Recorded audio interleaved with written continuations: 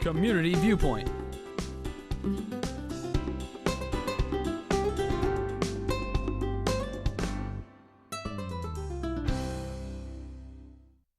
And welcome once again to Community Viewpoint. I'm John Pawlak, your host for this segment, remote as it may be. We know the reason for that because of the coronavirus. There's been a declaration, multi-declarations by the governor, and there's also information that we have here that may be confusing, and we have with us today the sheriff of Nye County, Sharon Worley, and hopefully she will give us some information that we may not be aware of or we may be misinterpreting. So hopefully we can do some good by our interview today. So Sharon Worley, Sheriff, it's your show now. Okay, Sheriff, for the COVID-19, are you enforcing the governor's emergency declaration, and then why? Yes, we are. The county and the sheriff's office are enforcing those declarations. And the reason for it is because we've seen across the world and across our nation, when this virus started attacking our people, that it increases exponentially. Mm-hmm. And the death rate for this particular virus is much higher than it was for most anything. And I think the thing that you could equate it to would have been the flu of 1918. Mm-hmm. So what we're trying to do is not only enforce his rules, but we're trying to reach out to people and tell them that this isn't a farce. This is something that is really going on, and we really need your help to make sure that our population survives. We're kind of a family in Nye County, I think, and we should look out for our family. Mm-hmm. Right now in Nye County, we don't have any cases. We did have one case in Beatty. That was last week we found it.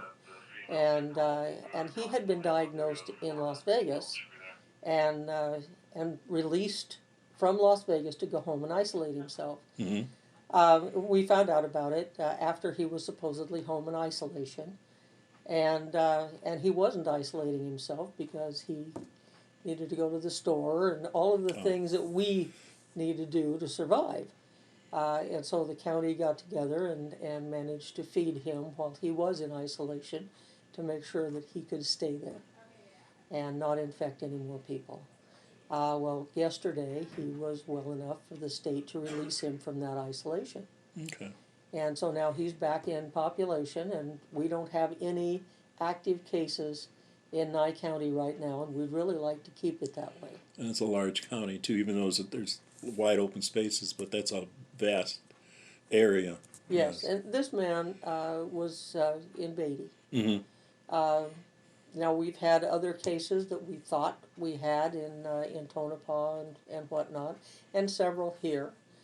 They've been tested, and so far everybody's come back negative. So that's a plus for us. Yes.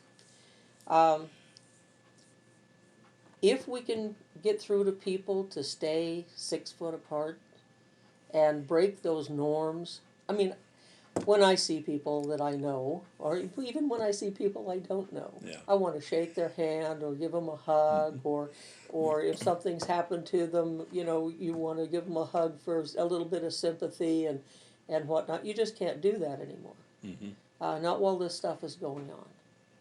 And the reason for that is because across the United States, there's 74,000 plus confirmed cases. Now that's up 8,000, almost 9,000 cases since yesterday. Right. U.S. deaths are over 1,000 now, and that's up 350 since yesterday. So just in Clark County, we've got, well, let's say in Nevada, because it's Clark County and Washoe, we have 405 cases. and that increased over 84. And those are the only ones we know about. And we're taping this on Thursday, the 25th, because by the time they see this, the numbers will be higher, Yes, unfortunately. they will. Yes.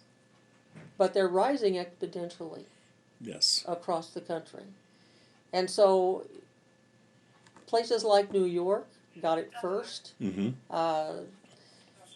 California, around the Seattle area, and now it's blossoming, you might say. Those folks are really in trouble. Yes. We don't want to see that happen here. And the way for it not to happen here is to go by what has been put out by CDC and the WHO. Mm-hmm. Wash your hands all the time. Try not to touch your face. That's really hard because I find myself touching my face all the time. Use hand sanitizer. Actually, soap and water is just fine. Works great. Right. And stay 6 foot away from people. Now, that was hard on the onset, especially with the grocery stores. Oh, it was difficult. And, you know, I'd never seen anything like that in my lifetime. I'd heard about it. I've seen it in other countries, you know, but not in the United States. Right. And that panic, that's all it was panic. People are scared to death. But buying toilet paper, I mean, I don't understand what that satisfies as far as a panic attack. But people were pushing and shoving, and it was almost like the sale after Christmas, you know. Oh my God, yes. Yes.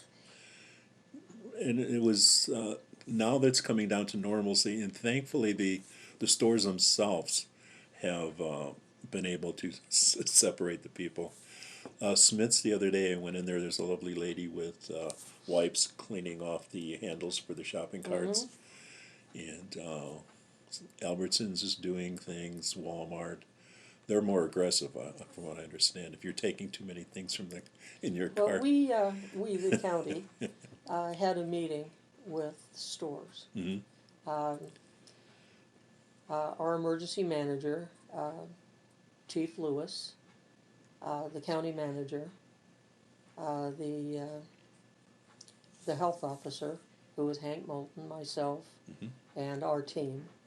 We were trying to stop the panic from all of the different people trying to get in and get groceries and stock up as much as possible. And we were having people come in from other areas to stock up, and basically on our dime, you know. that was happening. Then, Oh huh? yeah, that was happening. And so anyway, the stores decided that they would help by limiting the things that way they could have the time to actually put the stuff that they were getting on the shelves before it vanished. And that would really help people's psyche up here, thinking that, well, things are more or less back to normal, and make people feel a little bit more comfortable. We want people to feel comfortable. We're going to get through this thing, and we're going to get through it together. And it's the only way that it can happen. We have to pull together to be able to survive this. And we have to consciously understand that we can't hug people, we can't get that close to people. And the stores have put down little lines in the sand, basically, 6 foot apart, so that when you're standing in line, you're 6 foot away from somebody else. And that's really important no matter where you go. I mean, even if you're in line to get a sandwich, you want to stay away from those people. And that is very, very important. It is. Yes. It's very important. This stuff is airborne. And so, according to everything that I've read, about 6 foot is where everything dies. So if you can stay 10 foot away from people, you're better off. But they made that limit at 6 foot. That's wonderful. The other things that the county is trying to do, they've shut down the parks. Basically the same way that the governor has asked. No contact sports. We were having a very hard time pushing people off the basketball courts and that kind of thing. Well, we don't want them to get this virus from somebody else and then take it home to their parents. you know, or have community get-togethers. The governor's now limited everything to 10 people. Right. So you can have 10 people wherever, but the 10 people have to stay 6 foot apart. Mm-hmm. So if we go by these rules and we keep our hands clean and we make sure that we understand how this virus is transmitted, we'll get through it with minimal deaths. So I want to find out in the future, where do I go looking for information here in Pahrump and Nye County? You can go to the Nye County website. The Nye County PIO is Arnold Knightley, Oh yes. and Arnold puts stuff up every day. Or you can go to the Nye County Sheriff's Facebook page or our website, and we put things up most every day. If you have questions, of course you can give us a call. Even though the county offices are closed, they still answer the phone. They're answering the phones from home. We've cut down to almost nothing. We've let a lot of people out of jail. The judges understand that we really have a problem here, and the jail population is a stagnant population. And we don't want this introduced to our population in jail. So early on, we put in a bunch of things. We cut out visits at all. We cut out church services. Anybody that was coming into the facility that was non-essential, absolutely barred from it. Because it's our job to protect those people. We're holding them.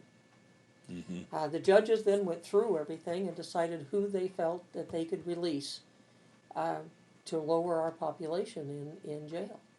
Now that doesn't mean that we've quit arresting people for various crimes. That's not true. What we've done is we do crimes that are actually taking place right now. So if you have a burglary and you found out about that burglary 2 days ago, Okay. then you can call us. We've got someone answering the phone. They'll take all of your information over the phone. So thank you again, Sheriff, and then hopefully we'll be able to talk to you sometime in the near future when this is over with. So Well, hope I can. yes, And, we will. I hope I'm around too. because I'm in that age group too, you know. Yes. All right. Thank you. Thank you.